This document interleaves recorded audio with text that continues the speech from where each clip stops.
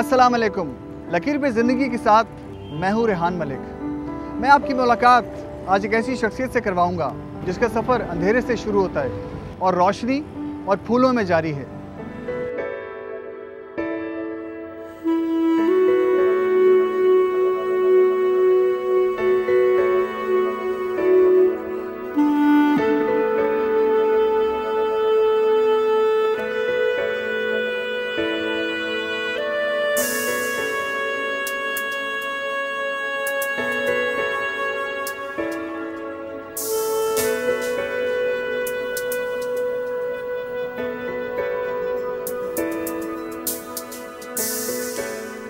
ये है कराची का मशहूर चौक तीन तलवार।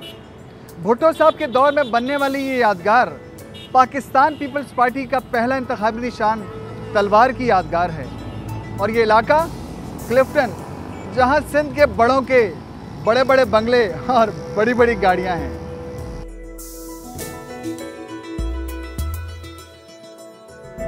दौर तो आज भी पाकिस्तान पीपल्स पार्टी ही का है। रोटी, कपड़ा और मकान का नारा भी मौजूद है, लेकिन नारे लगाने वाले बेमौत मर रहे हैं। महंगाई इतनी है कि 2 वक्त की रोटी के लिए लोग हाथ फैलाने पर मजबूर होते जा रहे हैं। छोटे छोटे बच्चे और हव्वा की बेटियों का पेट तो भर जाता है, लेकिन कीमत चले छोड़ें, पिछले 60 साल से हम ही तो चुका रहे हैं।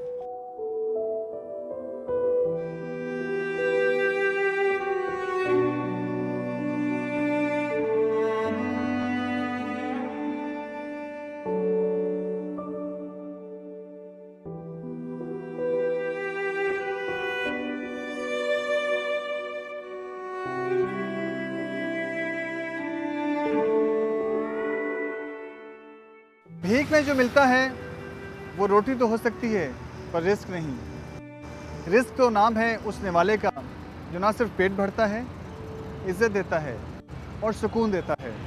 वो सुकून जो बड़ों के बड़े बड़े बंगलों में नहीं मिलता।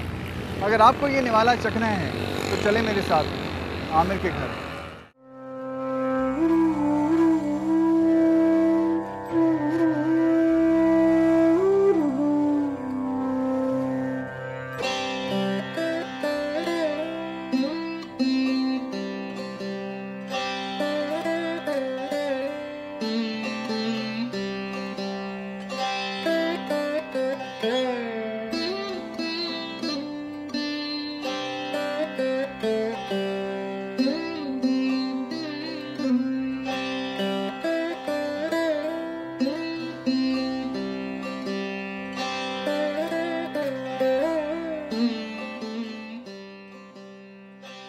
उन्नीस 1992 का एक ऐसा हादसा जिसने आमिर की ज़िंदगी में उसकी आंखों की रोशनी गुल कर दी।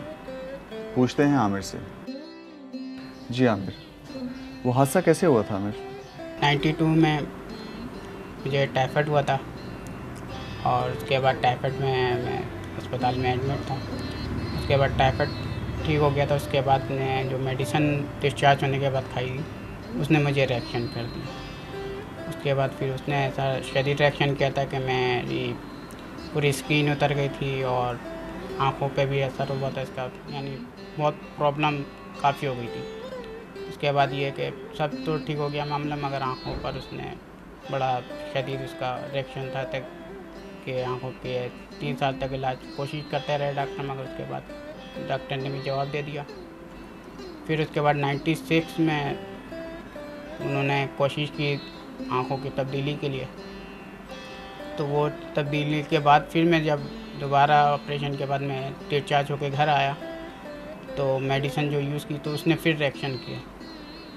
मेडिसिन रिएक्शन की वजह से फिर मेरी किडनी फेल हो गई। उसके बाद फिर मैं 16 दिन ICU में रहा और जो मेरी आइस उन्होंने लगाई थी ऑपरेशन करके वो मेरी आइस रिएक्शन की वजह से बाहर आ गई थी।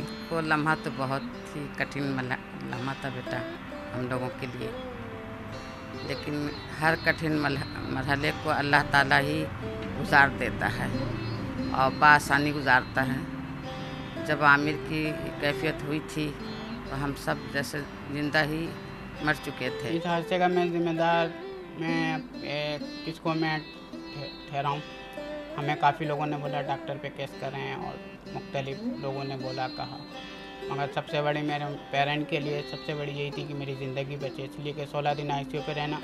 और डॉक्टर ने बिल्कुल कह दिया था कि अपने फैमिली को, ख़ानदान को आप ओके कर दें कि अब ये मुश्किल है, इसलिए कि मैं बिल्कुल ख़त्म हो चुका था। मगर मेरी माँ की मेरे दुआओं से मैं बचा। मगर सबसे बड़ी बात यह कि मैं इसमें अब जिम्मेदारी किसको मैं दूँ। मैं सिर्फ गवर्नमेंट को ये रिक्वेस्ट करूँगा कि हमारे यहाँ मसले सबसे बड़ा ये है कि हमारे यहाँ डेट एक्सपायरी डेट हमें दवाई मिल जाती है, हमें जाली दवाई मिल जाती है हमें।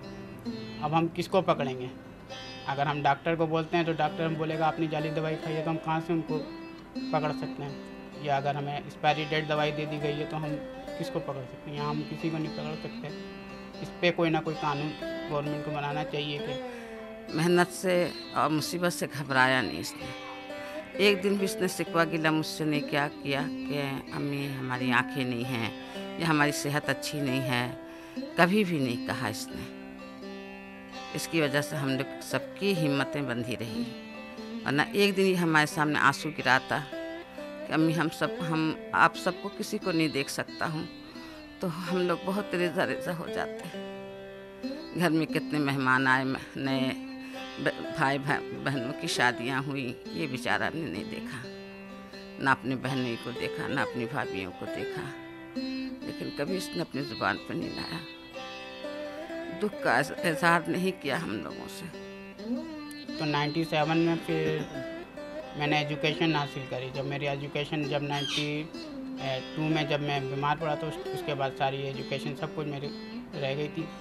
फिर मैं 97 में एजुकेशन अपनी हासिल करी। उसी दौरान जब मैं अपनी लाइब्रेरी से कैसेटें और किताबें लेने जाता था एजुकेशन के लिए, तो वहाँ हमारे मुख्तलिफ दोस्त, हमारे ब्लाइंड दोस्त आते थे। तो उनकी प्रॉब्लम सबसे बड़ी ये थी कि बहुत से लोगों ने MA किया हुआ था, ग्रेजुएशन किया हुआ था, मगर सबसे बड़ी प्रॉब्लम थी उनकी जॉब की। एक मेहनत की पैसे की बड़ी कीमत है, उसे मैं बहुत संभाल के खर्च करूँगी, लेकिन जब लोग देते हैं तो उसको संभाल के खर्च नहीं करता इंसान, बड़े फराग दिली से इंसान खर्च करता है।